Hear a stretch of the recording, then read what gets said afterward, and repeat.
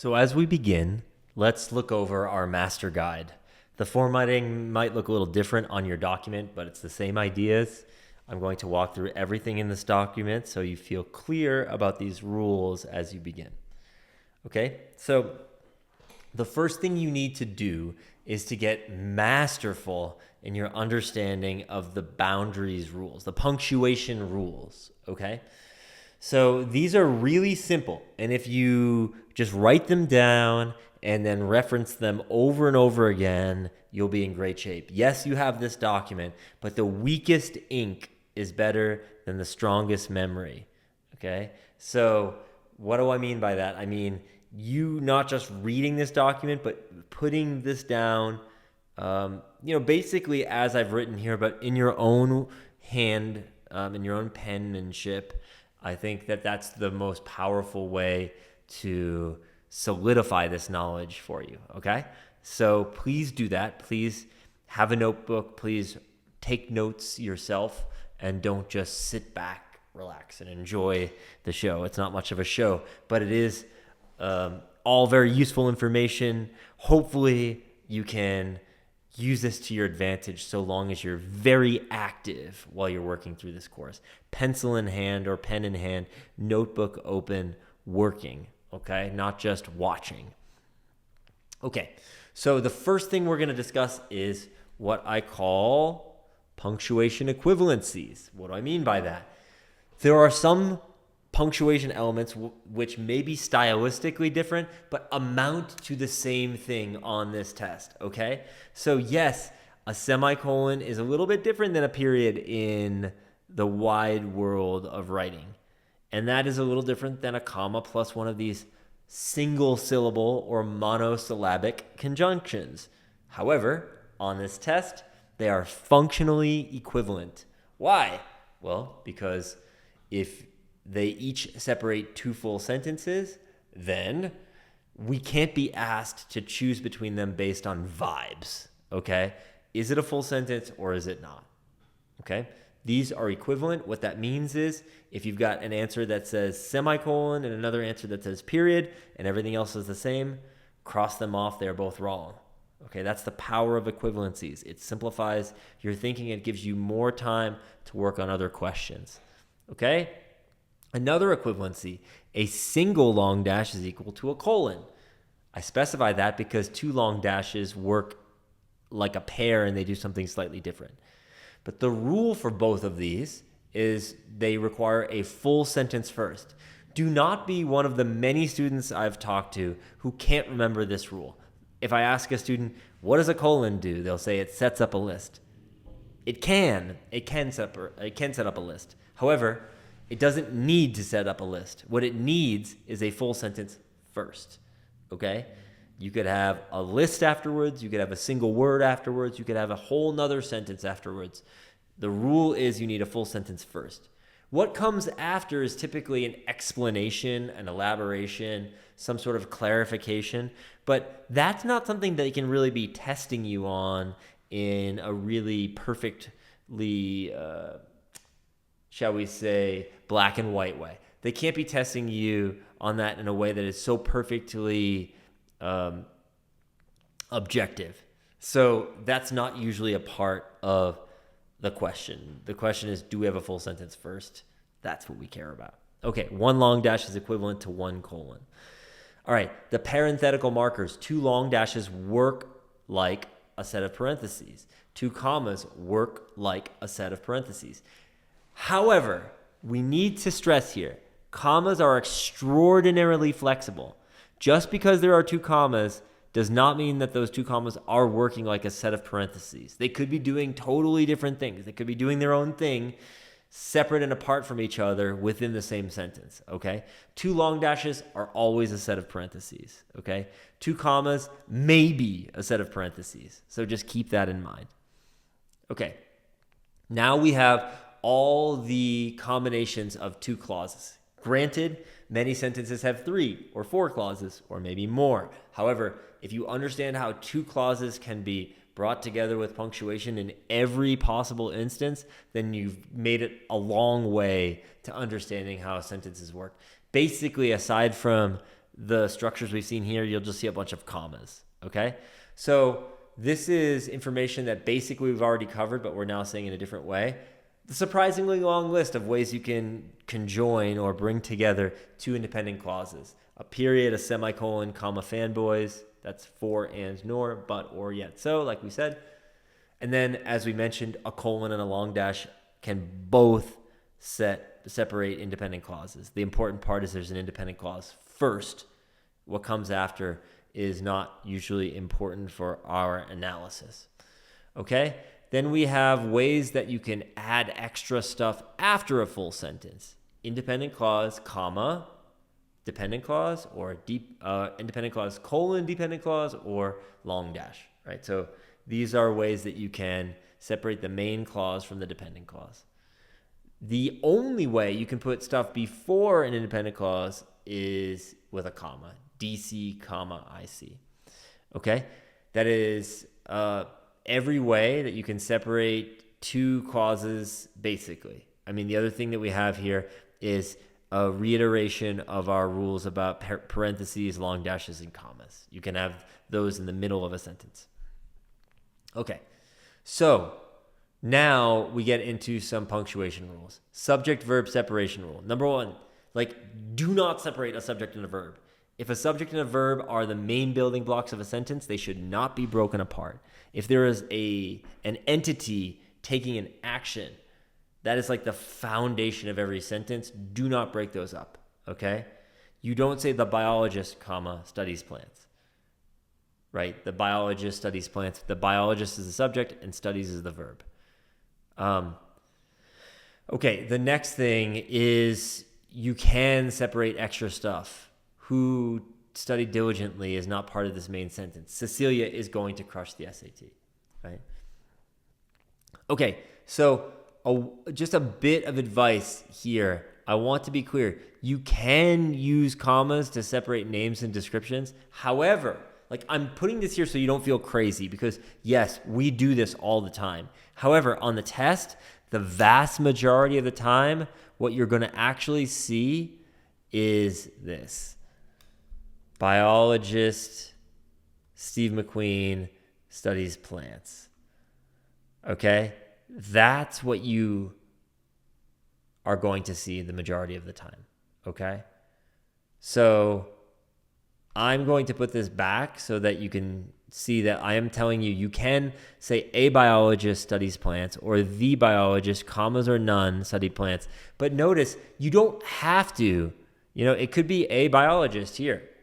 The biologist, Steve McQueen. It could be the biologist here too. It's perfectly fine to do it either way, okay? But what you're going to see on the test is no the. You're just going to see biologist Steve McQueen studies plants, okay?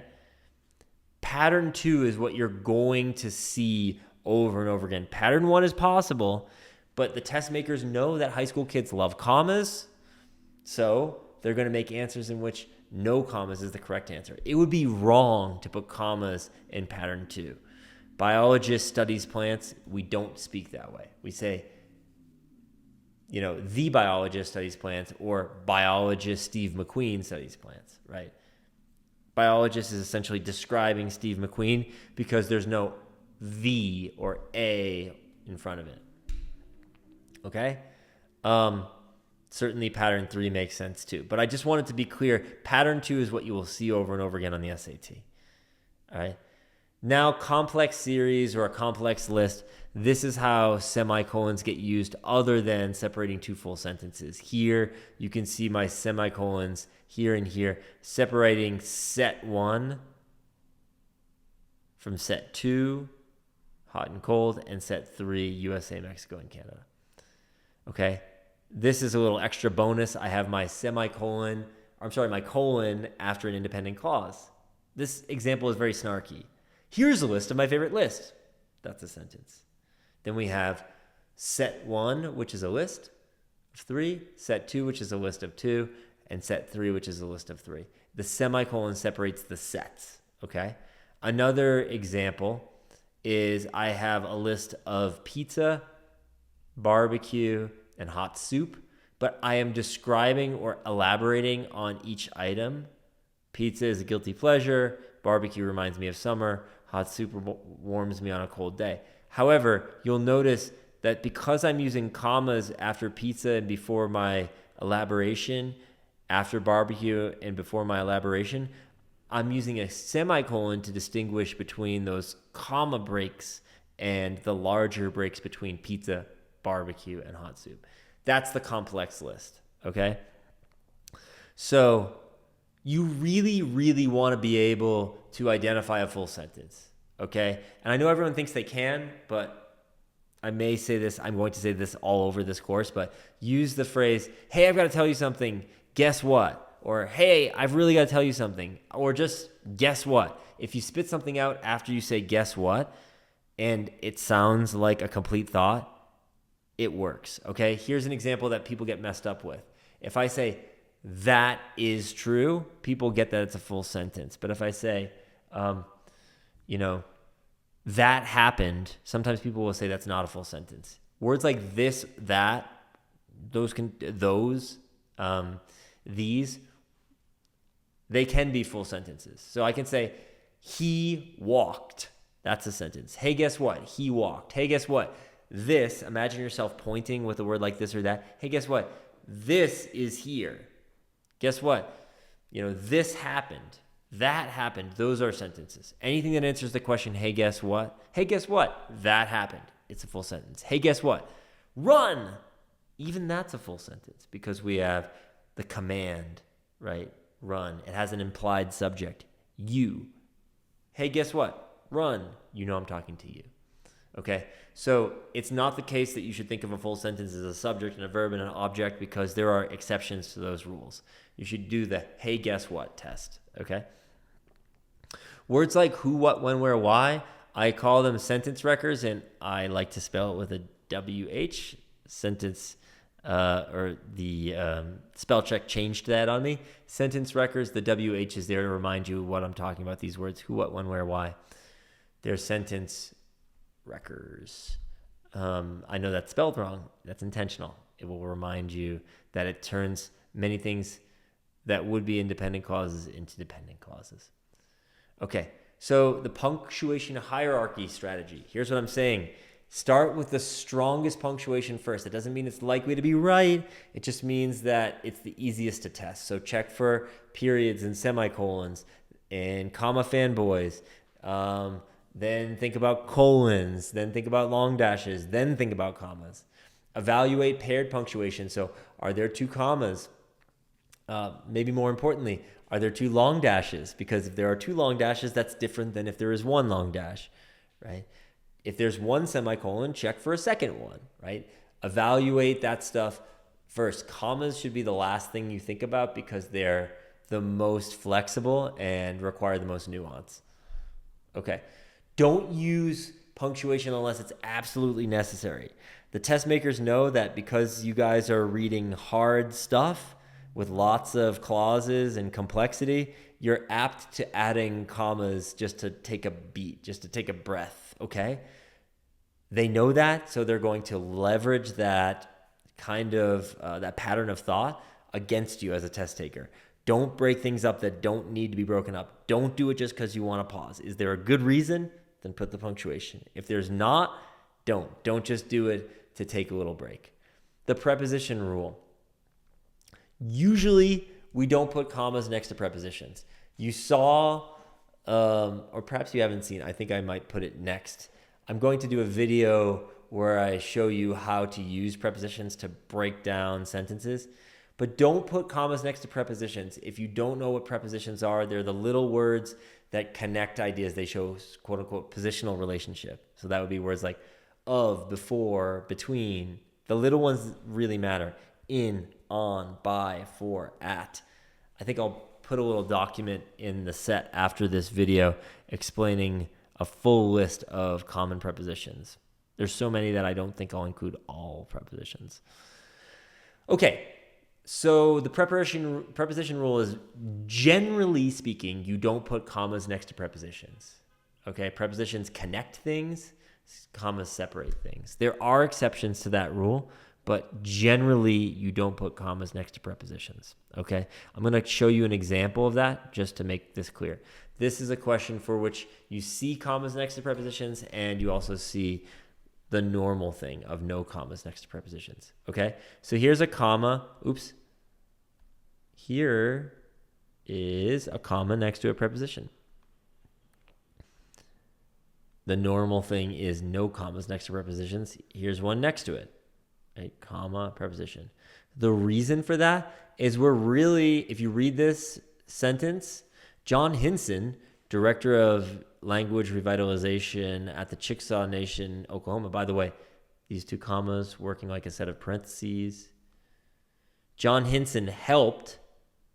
Hey, let me just get rid of this stuff in between.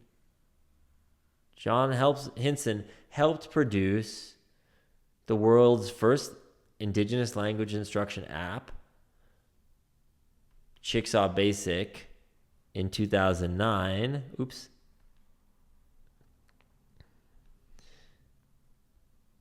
Semicolon, an online network, comma, Chickasaw TV, comma, in 2010, and the Rosetta Stone language course, comma, in 2015. So everything in a list should include the same structure. So basically what we have here is a complex list with semicolons. And I think the best way of describing this is to say the dude helped produce this app.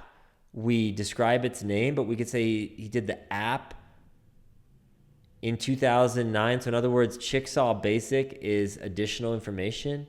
He helped produce the first app in 2009, an online network. Again, this is extra stuff in 2010, and the course in 2015. So this comma is debatable, but notice anything debatable you won't get tested on. That's just sitting there.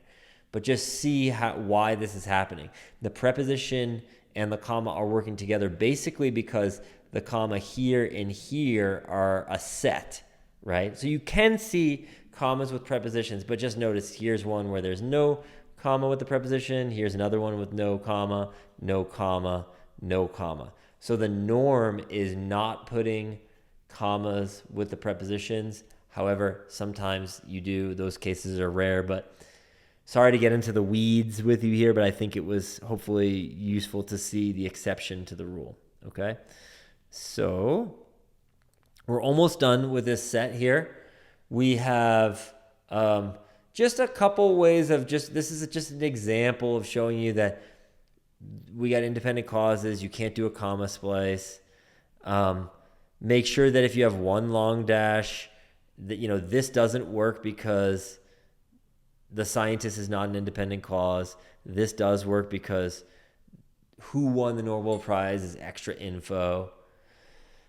Couple more things with colons and with long dashes, but more with colons. You can replace the colon with a phrase like namely or that is, which clarifies, the sentence. So basically, I'll show you my example here. Here's a list of my favorite lists. Namely, then I name my lists. So that's just how to think about how colons get used. It's not that important, which is why it's not at the top. And then just like the last thing, how to apply all this stuff. You want to look at the answer choices and say, what kind of punctuation do I have? You want to apply the strongest rules first, right? The semicolons and periods before commas. You want to be able to analyze clause structure. Do I have a full sentence on both sides or not? And then think about the exceptions that you'll see as you move through it. But the exceptions are the last thing you consider, right? The last thing it says, use identification types or tests to confirm clause types. That is, hey, guess what? Like, hey, guess what? If it's a sentence, it should answer the question, hey, guess what? So these things are simple. You can do this. It sounds like a lot. I just wanted to walk through this document. I don't expect you to feel like you understand it perfectly now, but at least now you've had my explanation of this document, and then you can refer back to the document and this video throughout the course. And please feel free to use the AI agents embedded in the course and run these ideas past them. They know everything that I know. So happy studying and continue onward.